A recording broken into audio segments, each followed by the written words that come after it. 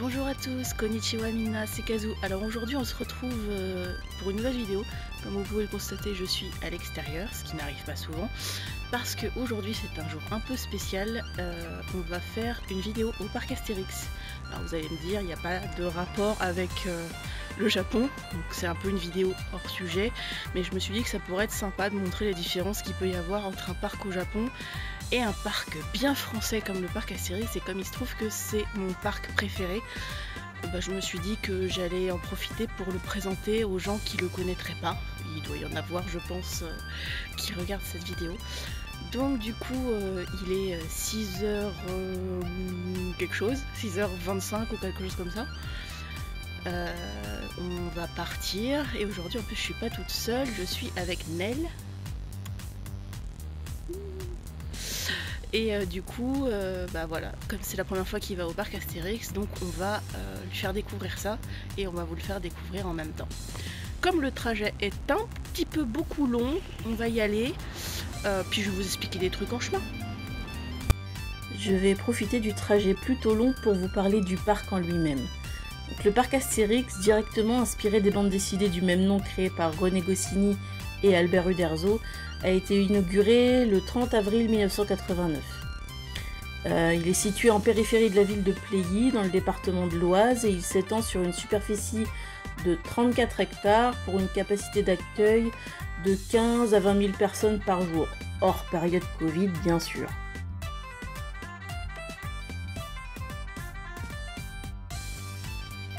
Donc contrairement à Disneyland Paris dont l'accès est simplifié par la multitude de moyens qui sont possibles pour y parvenir, le gros problème du parc Astérix c'est son accès qui est assez compliqué quand on ne dispose pas de voiture puisqu'il faut passer par le RER B et par une navette routière spéciale qui n'est pas incluse, dans le prix et pas inclus dans les billets RATP.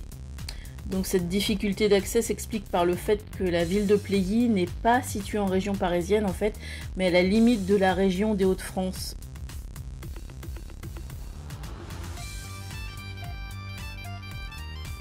Donc tout comme le parc Disney, le parc Astérix est divisé en plusieurs secteurs qui ont tous une thématique particulière. Donc il y a l'Empire romain, la Grèce antique, les Vikings, la Gaule, l'Égypte, à travers le temps et la forêt d'Idéfix. À eux tous ces secteurs regroupent 42 attractions, dont 7 montagnes russes et 6 attractions aquatiques.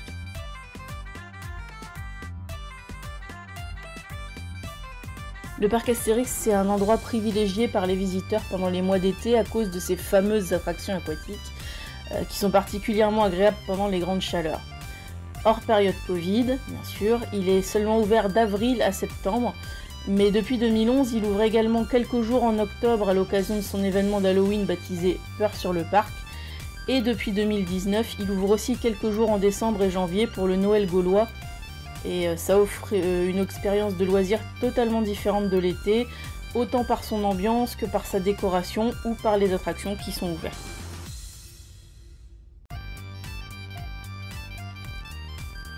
Comme tous les parcs d'attractions, le parc Astérix a évolué au fil des années pour répondre à la demande du public, pour se renouveler ou pour se moderniser, tant en matière d'attractions que de spectacles ou d'accueil des visiteurs.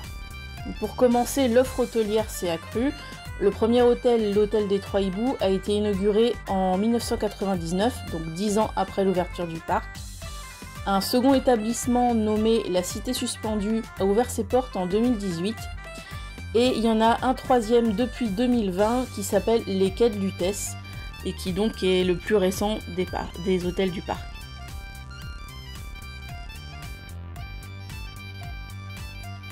Donc le parc ajoute régulièrement de nouvelles attractions à son panel pour attirer et fidéliser ses visiteurs. Par exemple, il y a eu le défi de César en 2008, Osiris en 2012, Disco Bellix en 2016 ou le Pégase Express en 2017, qui sont venus s'ajouter peu à peu aux attractions présentes depuis des décennies comme le Grand Splash, le Goût du Rix, le Menhir Express ou la Trace du Hura. Et de nouvelles montagnes russes qui seront baptisées Toutatis devraient voir le jour en 2023 si tout va bien. Mais le problème c'est que le terrain occupé par le parc n'est pas extensible à l'infini. Donc pour construire de nouveaux manèges, il faut parfois dire adieu à d'autres. Donc le fameux Transdémonium qui avait ouvert en 2003 a définitivement cessé de fonctionner en 2019 et a totalement été démonté par la suite, à la grande surprise des visiteurs qui en avaient pas du tout été avertis. Donc le mythique delphinarium a aussi fermé en tant que tel en 2021 et les dauphins et otaries qui ne pouvaient pas être remis en liberté parce qu'ils ont été élevés en captivité ont été transférés dans d'autres delphinariums en Europe. Dans le futur, le théâtre de Poséidon proposera donc plus qu'un spectacle aquatique 100% humain, mais bon, c'est comme ça. Le parc a aussi des ambitions, il serait dans ses projets apparemment de construire un second parc qui serait entièrement composé d'attractions aquatiques, mais bon, ça c'est des on-dit.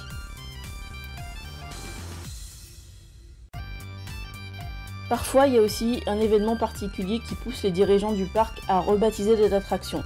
Par exemple, la balade d'Astérix, qui était là dès l'origine du parc en 89, a pris le nom de Croisière des billes de maïs en 1999 pour le 10e anniversaire du parc.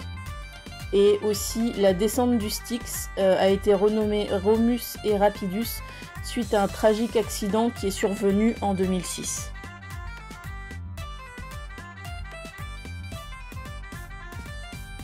Donc en conclusion, bien que peu connu des visiteurs étrangers malgré la publication des bandes dessinées en 20 langues, le parc Astérix tire assez bien son épingle du jeu dans la bataille des parcs de loisirs européens. Mais bon, tout n'est pas rose non plus. Entre les décors et les infrastructures qui sont vieillissants, et ce dont même les visiteurs occasionnels peuvent remarquer la décrépitude malgré la vigilance des équipes, et les dysfonctionnements des attractions qui sont apparemment assez réguliers si on en croit beaucoup de youtubeurs qui sont habitués des lieux, on se dit que la direction du parc devrait d'abord se pencher plus en détail sur tout ce qui ne va pas dans ce qui est déjà existant avant d'envisager d'autres constructions et surtout avant de penser à ouvrir un nouveau parc.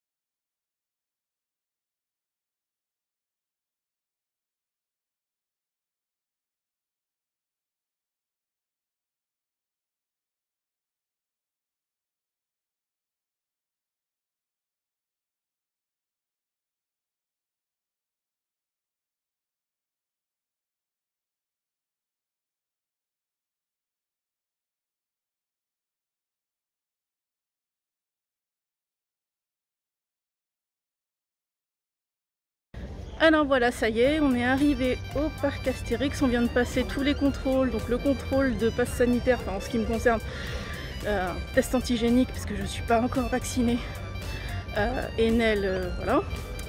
Et donc passer le contrôle des sacs. On a à peu près 1 heure d'avance parce qu'on est monté plus tôt dans la navette. Du coup, ben, je vais vous montrer un peu l'entrée et tout ça. Et puis voilà. Oula, alors effectivement on va pas être tout seul dans le parc. Oula là. Il va y avoir un petit peu de monde je crois. Mais bon, j'ai déjà vu pire, donc à la limite. Ça c'est les entrées quand on arrive du parking voiture. Et là, du coup, on a un morceau de l'attraction Pégase Express. Voilà. Donc, ben voilà, on n'a plus qu'à attendre l'ouverture. Donc, normalement, s'ils ont continué à faire comme avant, ils ouvrent ces portes-là avant 10 h.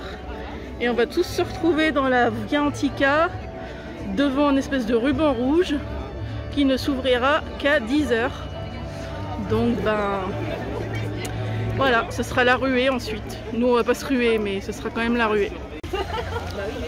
Mais je suis sûre.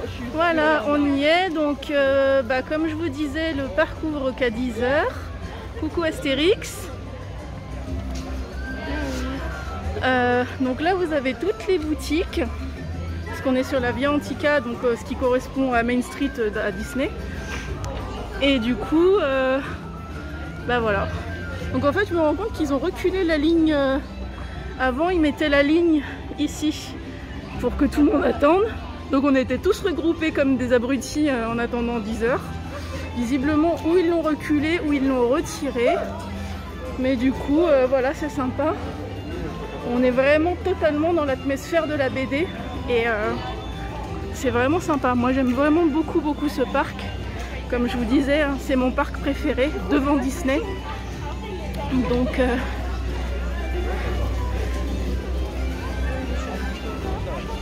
puis là en fait j'ai l'impression qu'il n'y a pas tant de monde. On avait l'impression qu'il y avait du monde quand on est arrivé, mais finalement je pense qu'une fois que tout le monde sera réparti dans le parc, il n'y aura pas tant de monde que ça. Donc voilà, les points restauration sont pas encore ouverts parce qu'il est tôt, hein. On est arrivé comme je disais bien en avance.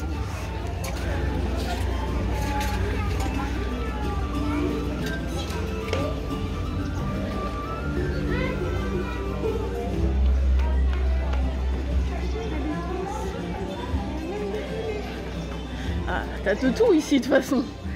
Ce sont des boutiques donc forcément t'as des peluches, t'as des pièces, t'as tout. Regarde.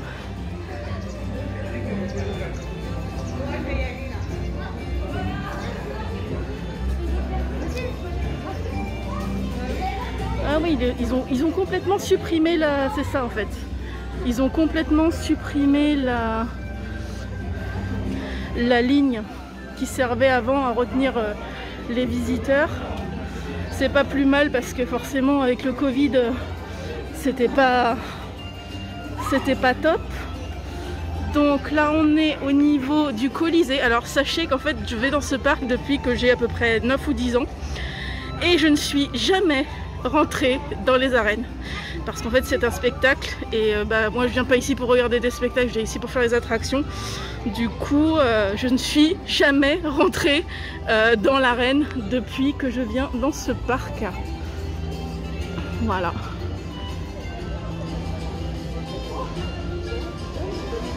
Il fait over beau, je pense qu'on va avoir bien chaud.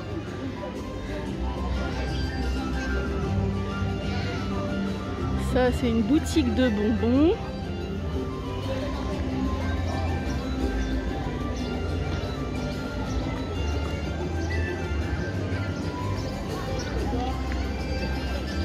Ouais, si en fait ils ont mis les barrières au niveau des attractions. Voilà, donc je vous referai des petits spots tout au long de la journée pour vous dire où on en est et pour vous faire découvrir le parc plus en détail. Il Il est 9h59, le parc ouvre dans 1 minute. Vous allez découvrir la ruée littérale dans le parc. Donc je vais vous laisser apprécier la ruée. Nous on va pas courir hein, parce que ça sert à rien. Mais je vais vous laisser apprécier la ruée. Vous allez voir, c'est spécial. C'est un truc spécifique au parc Astérix. On ne trouve ça que dans ce parc-là précis. Voilà, donc je vais vous laisser apprécier la ruée dans 1 minute. Parce qu'ils sont très précis au parc Astérix. C'est pas 9h59, c'est pas 10h01, c'est 10h pile.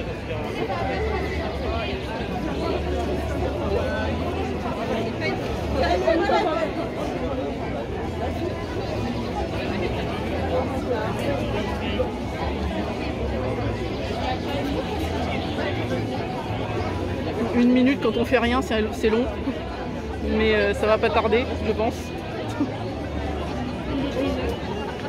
Il est 10h, donc ils vont ouvrir, normalement. C'est là qu'ils sont en retard pour une fois et que j'ai l'air con. Ton masque, Lucas, je vais avoir des problèmes.